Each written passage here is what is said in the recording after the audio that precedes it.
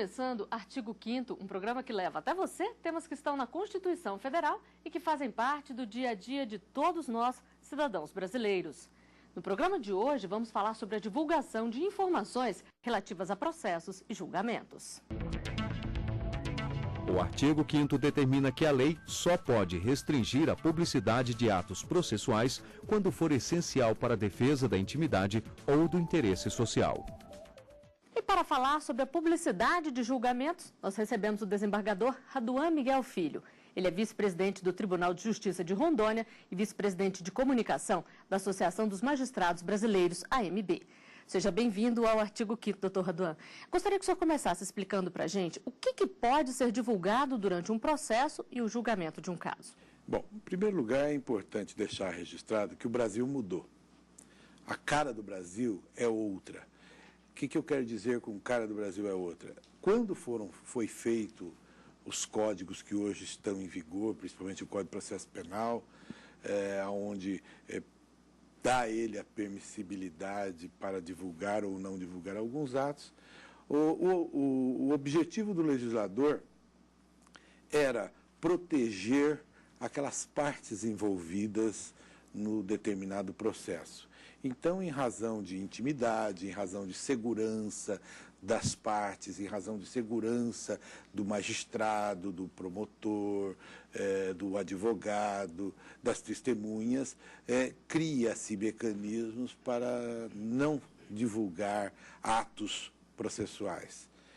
Eu digo que o Brasil mudou porque hoje é visto este assunto, é visto hoje com outros olhos. Um aspecto já mais social, muito mais do que político, onde o povo quer saber o que está acontecendo dentro de uma sala de audiência, né? E de forma que, quando se fala em segredo de justiça, a população, uma boa parte da população indaga, mas por que o segredo? Eu quero saber o que está acontecendo. Mas em algumas situações é necessário ainda, né? Ainda tem vários motivos, dos mais variados motivos, que levam o magistrado a decretar o segredo de justiça, ou até mesmo em casos que não há o decreto do segredo de justiça, mas a divulgação de imagens, de vozes, muitas vezes cria um sensacionalismo que incute na população um julgamento precipitado. E não é essa a intenção. Homicídios, crimes que envolvem pessoas conhecidas, grandes desvios de verbas, casos que despertam a curiosidade da população e, consequentemente, o interesse da imprensa. No Brasil, ainda não é comum, mas alguns julgamentos já estão sendo transmitidos ao vivo por internet, rádio e televisão.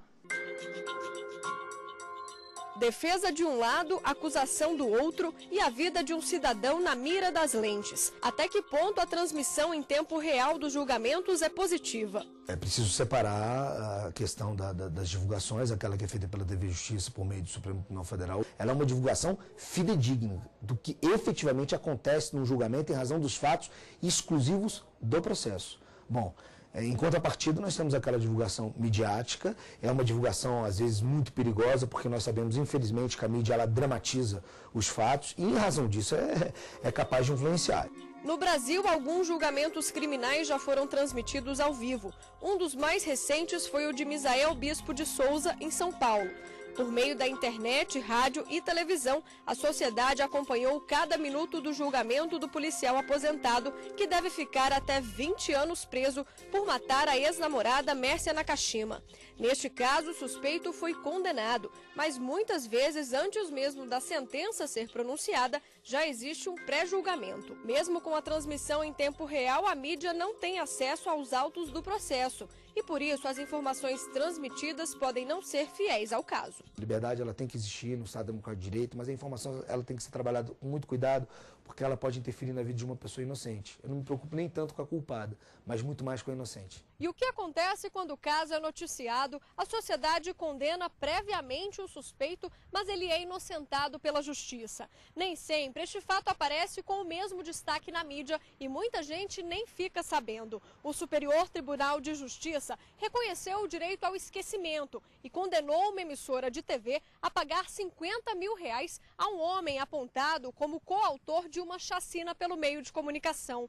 Mesmo depois de ter sido absolvido, ele foi citado como um dos envolvidos do crime e teve que abandonar a comunidade onde morava para preservar sua segurança. Antes dele ser absolvido, a mídia produziu todas as informações. Quando ele foi absolvido, ninguém falou absolutamente nada e ainda permaneceram as informações. Isso costuma ocorrer, infelizmente. Então, eu repito que a liberdade de expressão ela é muito importante no Estado Democrático de Direito, mas a comunidade e aqueles profissionais que a gente tem que respeitar devem ter em mente que essa liberdade ela é limitada. E toda liberdade no Estado Democrático de Direito é limitada. Desembargador, essa transparência, essa transmissão de julgamentos, ela pode ser usada em todo tipo de caso ou não? Não. Crianças vítimas, crianças e adolescentes também vítimas de violência, casos de família, basicamente esses. Nas esferas criminais, nós vamos ter também alguns de interesse da manutenção das provas, do segredo das testemunhas, para não expor as testemunhas. Então, há alguns casos em que a lei também permite avançar esse segredo, essa decretação do segredo. Mas veja bem que até em casos comuns, seja civil ou criminal, o juiz, com decisão fundamentada, havendo indícios, havendo elementos de que a divulgação de peças do processo poderá atrapalhar o bom andamento processual, trazer prejuízo ao processo ou ameaça a alguma das partes envolvidas, testemunhas, o juiz pode, então, nessas situações, decretar, ainda que o processo não seja caso legalmente de segredo de justiça, o juiz pode decretar, há esse permissivo legal para ele decretar em casos específicos para que não torne público. Até mesmo, eu daria até um exemplo de questões de um processo que não cuida de relações familiares comuns ou coisa parecida, mas que cuida de direito financeiro, por exemplo, apurar um golpe dos chamados crimes do colarinho branco e instituições financeiras. Há um interesse muito grande, não para a proteção das partes, mas para a proteção da economia de um país, economia de um lugar, de assegurar o segredo, o sigilo das provas que estão sendo coligidas no processo, das provas que estão sendo produzidas ali. Então, o juiz também pode, nessas situações excepcionais, decretar o segredo de justiça, sempre que ele entender conveniente. É claro que muitas vezes ele é provocado ou pela própria parte que pede o sigilo para não divulgar, ou pelo próprio Ministério Público que pede também o sigilo para não divulgar, cujos objetivos são sempre os mesmos, a proteção das informações processuais. Num caso como mostrado na reportagem, que o julgamento foi transmitido ao vivo, quem é que autoriza? A decisão é sempre do juiz, as partes também podem interferir? O juiz, ele autoriza. Ele autoriza porque que cabe a ele autorizar? Porque é ele o dirigente do processo, é ele que dirige o processo. Quando cabe a ele determinar se permite a entrada da imprensa, se permite a divulgação de apenas parte ou atos de um julgamento, ou peças do processo, filmagens estantes, assim, paradas, porque é ele que vai saber se essa divulgação poderá causar ou não o prejuízo ao processo. Então, são vários os motivos que pode levar o magistrado a autorizar ou não autorizar, ou criar regramentos específicos para a divulgação ou para a não divulgação. Principalmente, também, como eu disse já anteriormente, para não causar um pré-julgamento na população, porque a imprensa ela tem este poder também, como todo um produto que é anunciado num veículo de comunicação, a imprensa também anuncia a existência de um crime ou a existência de um fato jurídico. E cabe a quem está assistindo ou ouvindo criar na sua mente um conceito sobre aquele lá. E o objetivo é evitar esses pré-conceitos. O senhor acha que essa transmissão ao vivo de julgamentos ela interfere no resultado? Nós já vimos isso na televisão e vídeos que circulam na rede mundial de computador. momentos em que o advogado, ou o promotor, ou o próprio juiz, a hora que vê que tem uma câmera, muda a sua forma de agir, a sua reação. Então, fatalmente, muda. É claro que nós temos também uma situação em que você tem um número tão grande de vezes que tem uma câmera na tua frente que você não tem. Você já tem uma convivência mais íntima, vamos dizer assim, com ela. Aí não vai mudar. Mas, às vezes, as pessoas que não têm essa convivência tão íntima e vê uma câmera filmando, a gente tem visto isso, umas alterações de ânimos, alterações de humor, de falas diferentes, apenas pelo fato de estar com uma câmera ali filmando. Então, eu vejo assim com muito cuidado essas situações de transmissão de julgamento. Não é para ser banalizado, então? Eu acho que o julgamento ele tem que ser noticiado. Agora, transmitir... Tem um outro detalhe bastante importante: o julgamento está sendo divulgado a um número enorme de telespectadores, onde nós vamos encontrar pessoas que conhecem do assunto, pessoas que conhecem, sabem o que está acontecendo, porque conhecem do direito, pessoas que não conhecem nada. Tem pessoas Cada um vai absorver de uma forma diferente. Então, eu acho que os julgamentos podem sim ser transmitidos, podem ser divulgados, mas como notícia. Divulgar por divulgar, eu tenho uma certa reserva com relação a esse assunto de divulgar por divulgar. Agora, apesar das transmissões ao vivo ainda não serem comuns no Brasil, toda a audiência é registrada de alguma forma, né? Atualmente, muitos tribunais brasileiros estão abandonando aquela tradicional forma de registro de audiências e de registro de julgamentos, que o tradicional é fazer uma ata com um escrivão, digitando, datilografando, estenotipando, alguma coisa assim, tudo registrado em uma folha de papel.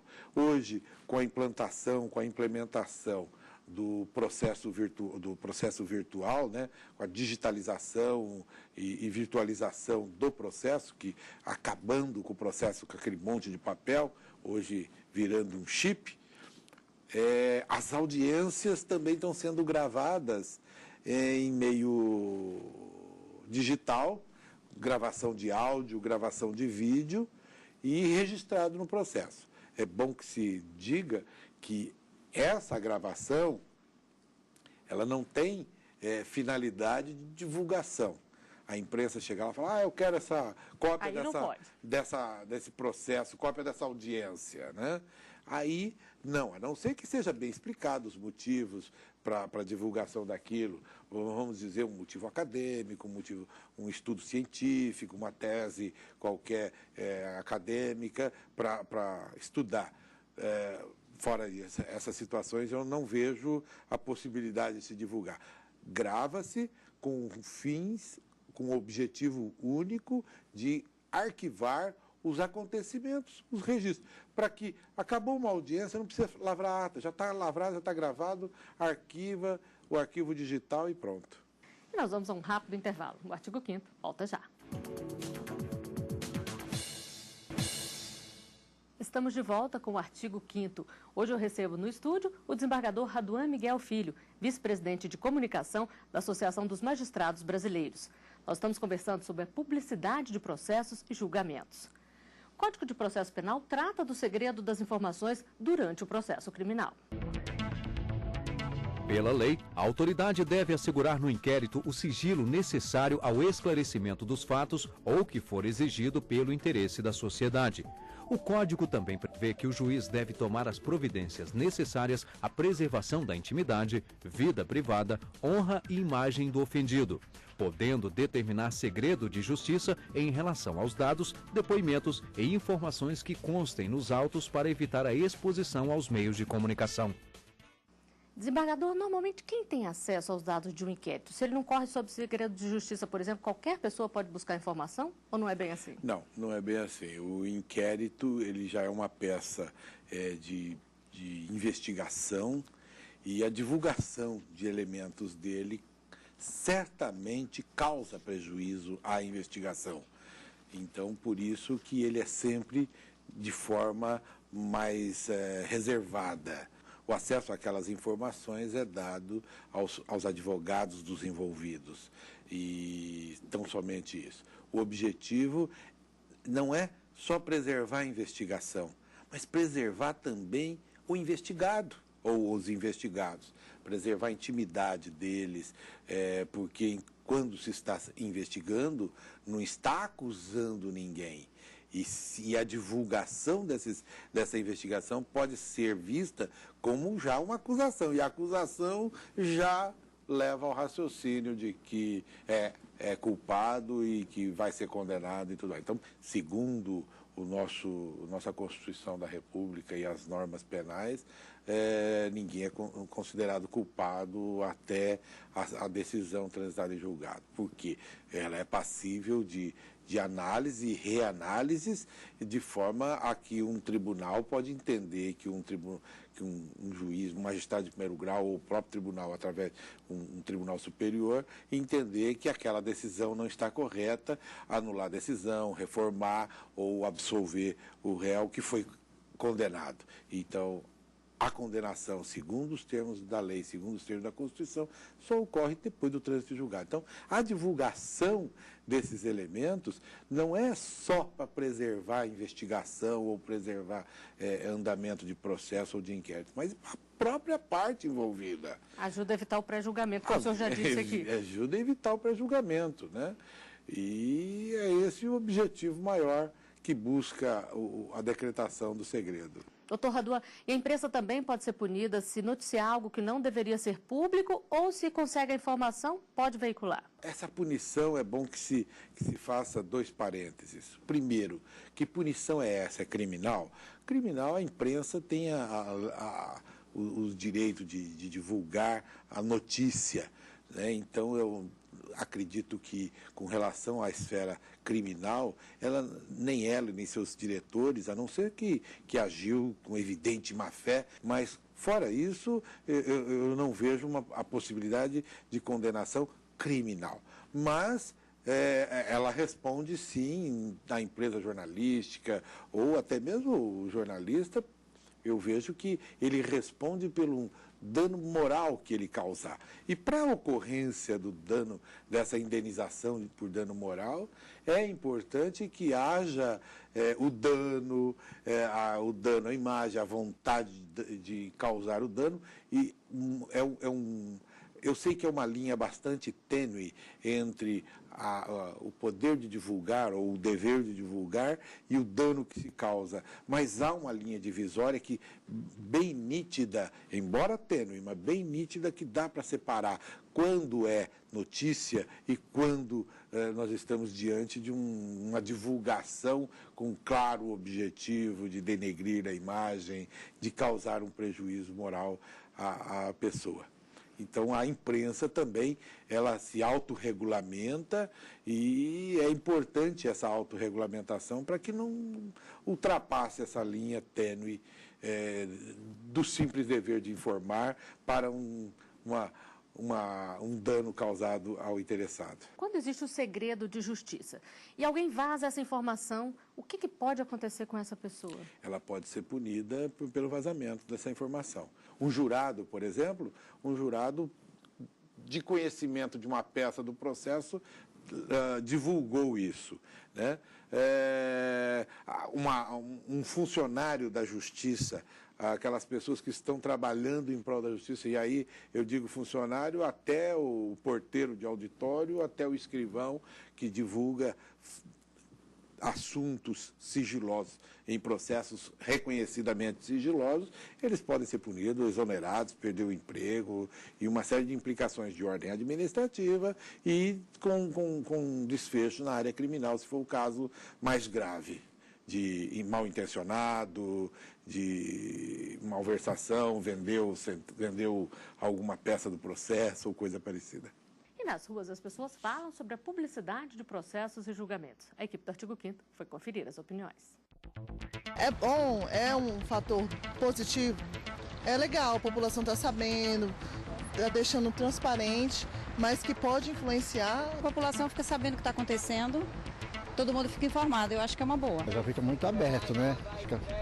Eu acho que aí fica mais transparente ainda. Acho importante, né, ter essa transparência para que todos os cidadãos possam saber e entender como se dá o processo judicial. Desembargador, as pessoas falam muito em transparência. Isso ajuda mesmo a dar mais transparência ou existem meios mais eficazes? É aquilo que eu comecei falando no início da nossa entrevista, de que o país mudou, a cara do Brasil é outra. A transmissão de um julgamento, eu penso que causa, sim, uma mudança, talvez não na decisão final, mas na forma de se chegar àquela decisão final, eu penso que influencia em muito. É uma coisa que talvez magistrado, promotor e advogado falariam desse tamanhozinho, com uma câmera ele fala bem mais ou em outras qualidades de palavra. Então, eu acho que influencia, sim, alguma coisa, e daí, por exemplo, num julgamento de um tribunal do júri, onde que tem que influenciar jurado, todo mundo falando de forma diferente, será influenciado de uma forma diferente, o próprio jurado sabendo que está sendo transmitido para o país inteiro, vamos dizer, um julgamento importante ou de conhecimento geral. Eu penso que há, sim, essa influência. E ajuda também a desmistificar o trabalho do judiciário, a mostrar realmente como ele acontece, como disse o entrevistado? Então, isso é importante. Esse é o lado bom dessas transmissões. O lado bom da transmissão é saber que todo mundo está sentindo que está sendo dada essa transparência. Ainda que o telespectador possa não estar entendendo o que está acontecendo, mas ele sabe que estão dando transparência. Se estão transmitindo, é porque a coisa é transparente. O judiciário, por questões de sistema, ele sempre foi considerado assim um poder diferente do executivo e do legislativo, porque ele julga de uma forma, vamos dizer assim, tradicionalmente fechada. Mas é bom que se diga uma coisa interessante sobre essa forma fechada do judiciário. Isso é para preservar a imparcialidade, para que o judiciário não... E quando eu falo judiciário, eu estou me referindo ao poder judicial, ao poder que o magistrado tem de decidir. É bom que ele não sofra influência externa, que ele não saiba muito o que está acontecendo para não ser influenciado na sua decisão, para que a sua decisão fique centrada às provas dos autos, ao que as partes trouxeram para ele no processo, ou, no caso do processo penal, aquilo que ele conseguiu realmente produzir, ou o Ministério Público produzir, para a culpabilidade do réu e tudo. Então, é importante saber por que o judiciário sempre foi um órgão mais fechado e que fala menos e que, quando fala, só na decisão dele, né? A partir daí tem uma falsa ideia de que o judiciário não é um órgão transparente. Aliás, sempre foi, e eu sei que não é bem o nosso assunto, mas é só para registro, para você ver que o judiciário foi o primeiro poder que bateu contra nepotismo, o primeiro dos poderes que abriu as suas contas públicas, o primeiro dos 3 poderes que deu a transparência de contra-cheques e de vencimentos de magistrados. Então, é o mundo mudando, é o Brasil mudando com uma cara nova, né? Como evitar, como disse um entrevistado ali, o pré-julgamento? A gente já falou bastante disso aqui, mas como é que a defesa age nos casos como esse para evitar que haja esse pré-julgamento? E aí o Poder Judiciário tem uma participação muito grande nisso. Primeiro que ele tem que criar mecanismos para que não seja influenciado pela manifestação popular. Segundo, ele tem que criar mecanismos para que as peças do processo não influenciem a manifestação popular. Então, é um joguete que ele tem que tomar bastante cuidado para não influenciar. E cada caso, penso eu, deve ser criado um mecanismo para que não haja nenhum pré-julgamento nem da sociedade e nem que o magistrado ou a quem o Estado conferiu o poder de julgar seja influenciado. Tenha ele decisões imparciais, decisões limpas e transparentes. É por isso que a própria lei impõe e exige que o magistrado, quando decide, diga todos os motivos pelos quais está decidindo, que nós chamamos tecnicamente de fundamentação de uma decisão. Então, esta decisão, qualquer decisão judicial, ela deve ser fundamentada, seja ela em 50 laudas ou em uma linha ou 2 linhas, mas ele tem que dar as razões pelas quais ele está decidindo daquela forma. Então, é uma forma de transparência da decisão e forma de mostrar na hora de decidir, que ele não está sendo influenciado e que não está tendo um pré-julgamento também. Agora, só para a gente encerrar, então, a Constituição ela garante tanto o direito à informação quanto o direito à privacidade. Para o senhor, qual é o ponto de equilíbrio aí? O ponto de equilíbrio aí é o bom senso. O bom senso deve imperar, porque nós vamos ter casos em que há a necessidade de divulgação. E nós vamos ter casos que não podem ser divulgados.